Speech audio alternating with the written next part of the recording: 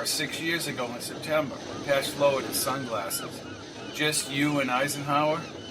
Okay, I was a part of the group, but I did talk to me. He looked over at Kate in the chair. About your work? Meinkewitz smiled and lit a cigar. No, he asked me how I'd play the next shot. Were you that good at golf? I stink. He puffed on the cigar as the engine revved and they moved diagonally away from the island. Patch, he was in a sand trap and I told him just to whack the ball. And he thought I was a golf pro. The real pro comes by and tells the president he's the pro. Ike glances back at me and I slink back into the crowd. Patch held the rail and laughed as he leaned back. Well, it sure as hell wasn't funny at the time. So what should you do to hit out of a sand trap? I'll never forget what the pro said. Take an open stance. The face of the sand wedge should be pronounced when it makes contact with the sand and then the ball. He told the president to loosen the lead hand. Let the club do the work, Mr. President. And you just wanted to whack the ball. What the hell do I know, Patch? Then you guide the club and hit it 2 to 3 inches behind the ball, and then whack it when you make contact, and follow through. Then you were right. Yeah, except Ike would have smacked it further in the sand. He actually shot it onto the fairway. Wasn't too much longer he had that heart attack. At the Cherry Hills Country Club in New Jersey. With my luck, he would have whacked the ball and keeled over, and they would have put me in the hoosegow. Patch smiled and shook his head as he stared out into the open ocean. You know, the odds are we're not going to spot Higgins. He could leave at any time during the next few days. We're not the only vessel out here, Patch. They have choppers in the air and I think the Coast Guard. Inside the bridge, rising from the center boat, Savage paced behind the slanted windows. Patch studied the older vessel, piloted by a wrinkled-browed, scruffy, dark-haired Cuban named Bayo.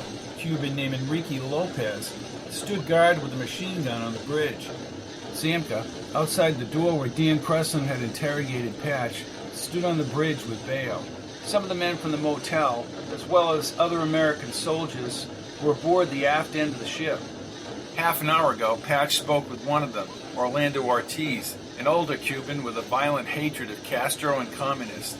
He said he relocated to Miami after Castro gained power 2 years ago.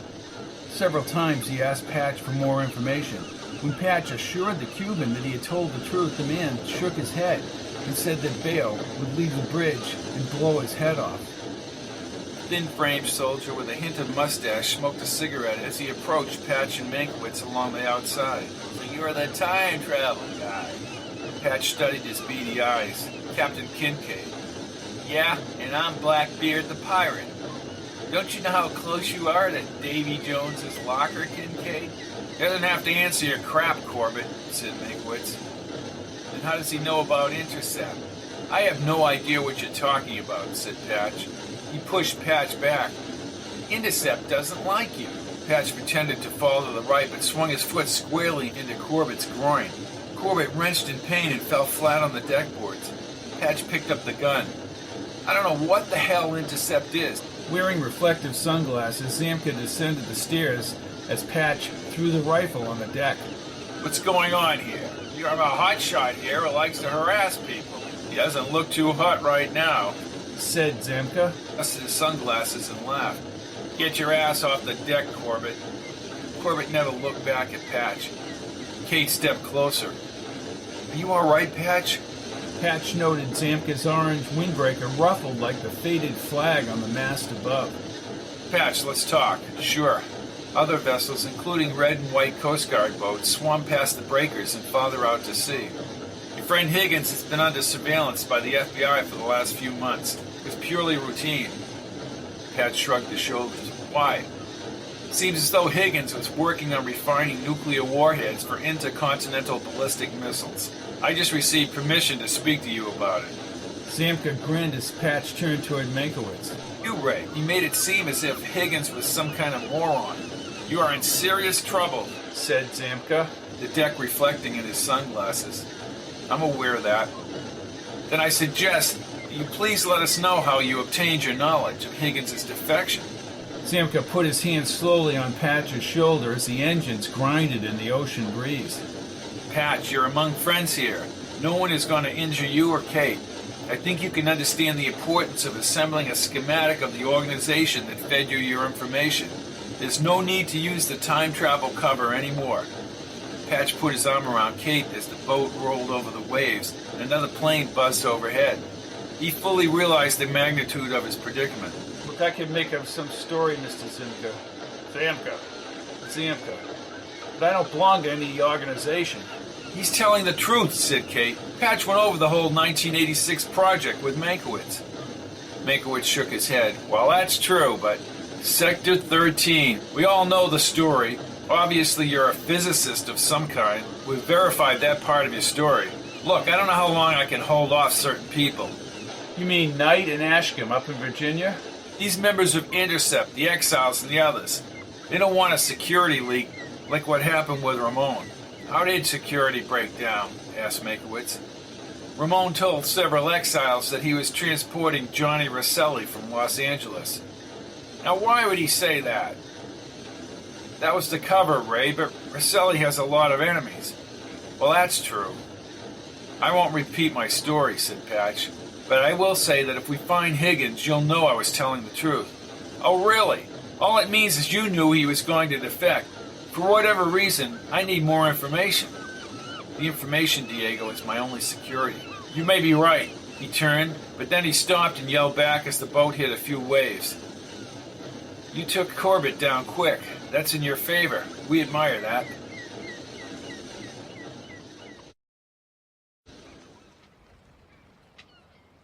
Big Pine Key, Florida Keys, Thursday, March 2nd, 1961, 3:14 p.m.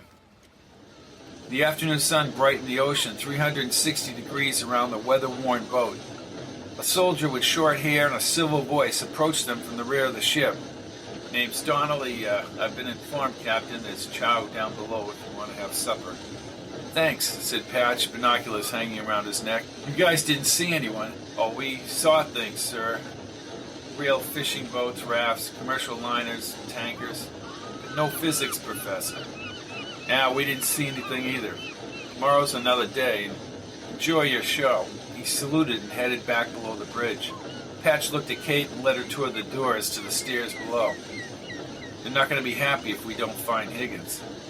They have to be reasonable, Patch. It's only been one day of searching. He pushed both doors and they started down the narrow white stairs. These people don't have to be reasonable. They're far from reasonable. The small galley's yellow-painted walls needed cleaning. Stainless steel cabinets and counters were securely attached for the sea voyages. Patch spotted the bread next to the refrigerator box. He spent the next few minutes making ham and cheese sandwiches. They grabbed cups of coffee from the silver urn to the right and sat down at the stainless table. What about retrograde, Patch? Patch sipped the bitter coffee. Impossible to calculate.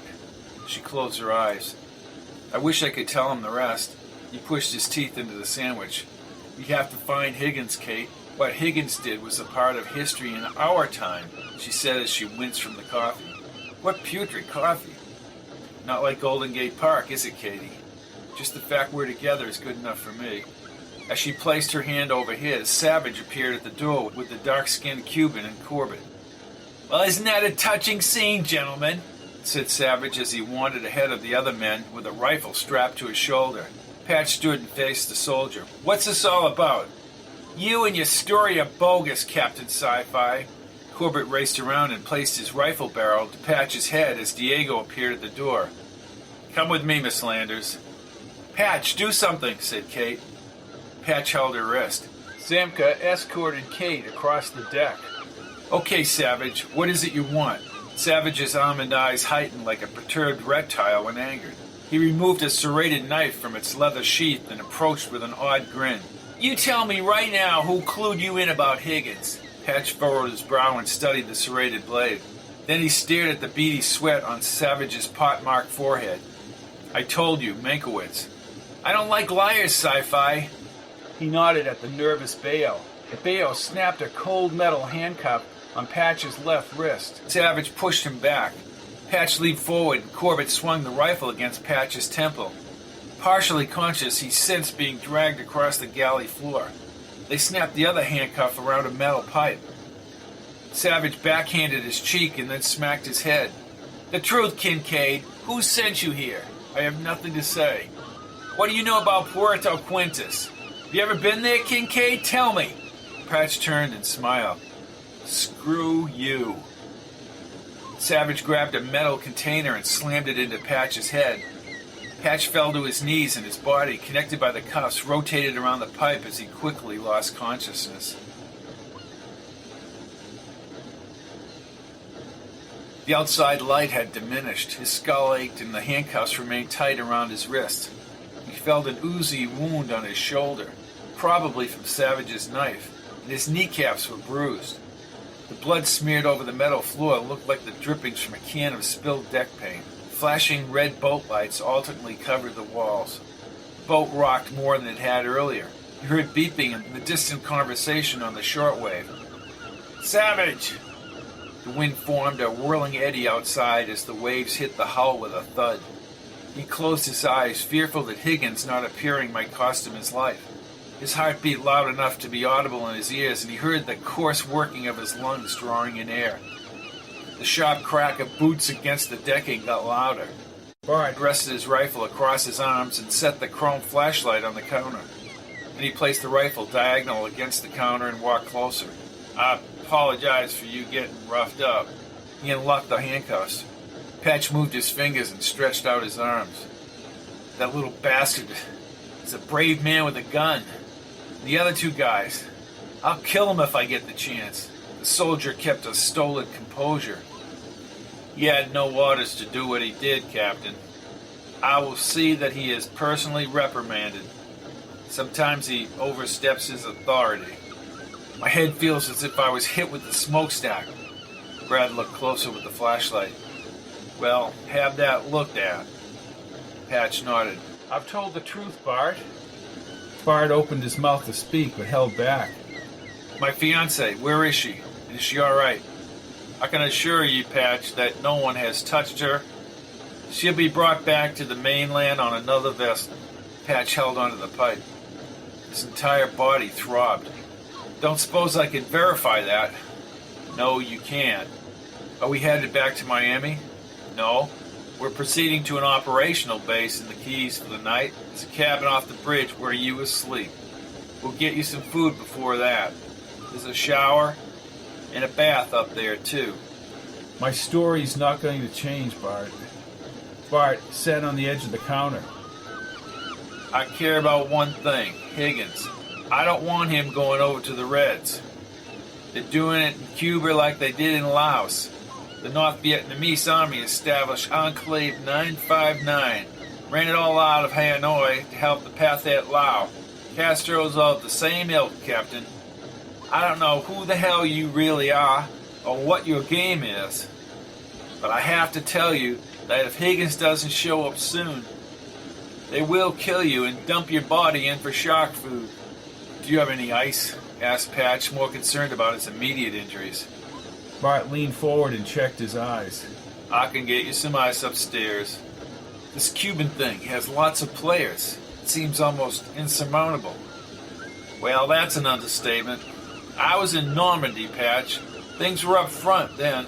We never thought we'd take Berlin, but then the Battle of the Bulge and later Berlin. You have to look at things in increments. Get through each increment, and the long term will take care of itself. Listen, Bart, I do have the names of terrorists who carried out the future attacks. You wouldn't care to share those names, would you? I will when we find Higgins. He held his hand on the base of his spine and stretched. Right now, those names are keeping me alive. No, Patch, as the senior officer aboard this ship, before I return to the Gulf, I am the one keeping you alive. Big Pine Key, Florida Keys, Thursday, March 2nd, 1961, 7:45 p.m. Patch's cheekbones and back still throbbed, but the shower soothed his wounds. Dinner awaited him outside the cramped cabin. Through the portal, he observed a small fleet and a buzz of activity on the island key south of Miami. In the mirror, the swelling partially obscured his right eye. Given the opportunity, he would kill Savage. With a knock on the cabin door, he prepared himself for yet another confrontation. Bart stood at ease in a smaller gallery. Checked Patch's eye. I can get you medical attention for your head this evening. We have personnel here